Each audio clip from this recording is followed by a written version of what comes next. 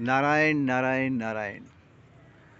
यदि आपने अपने जीवन में कभी फल का वृक्ष लगाया है या कोई भी वृक्ष लगाया है तो वृक्ष छाया तो अवश्य देता ही है, प्राणवायु प्रचुर मात्रा में देता है और कुछ न कुछ इसके अतिरिक्त भी देता ही है।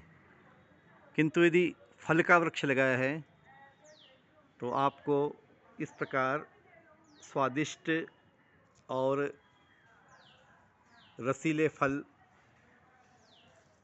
खाने को मिलेंगे। जिस प्रकार किए हुए कर्म का फल होता है, जैसा कर्म वैसा फल, और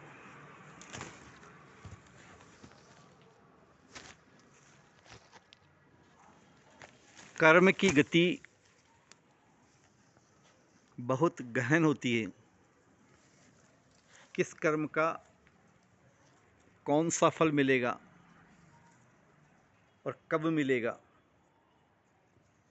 यह उस कर्म के प्रकार और किस भाव से कर्म किया गया है उस पर निर्भर करता है। कर्म का फल सैकड़ों जन्म बाद भी किसी एक जन्म में मिल सकता है अथवा तत्काल उसी क्षण भी मिल सकता है। भगवान ने श्रीमद् भगवद गीता में यही उपदेश किया है मुख्य रूप से कि अनासक्त होकर कर्म किए जा। अर्जुन को यह कहा है, अपना कर्तव्य कर्म है उसको अनासक्त भाव से और निष्काम भाव से करना है, क्योंकि उसका जो फल है वह अपने हाथ में नहीं, वह प्रकृति के हाथ में है। और भगवान की जो प्रकृति है वह स्वतः उसका फल प्रदान करती है। एक बात उल्लेखनीय और है, भारत में यह कहा जाता है कि न्याय अंधा होता है, किंतु भगवान का जो न्याय है वो 100% आंखों वाला होता है। कोई भी कर्म किस परिस्थिति में, किस प्रकार से, कैसे, क्यों, किस भाव से बना है, किया गया है, उसका उसी अनुपात में, उसी प्रकार से फल प्राप्त होता है।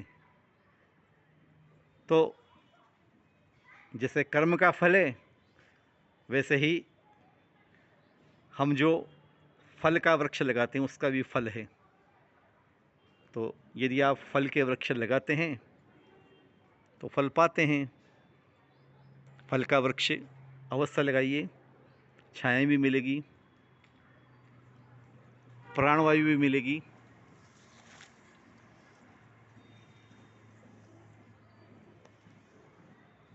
उसके फल भी मिलेंगे, पक्षी भी खाएंगे, आप भी खाइए।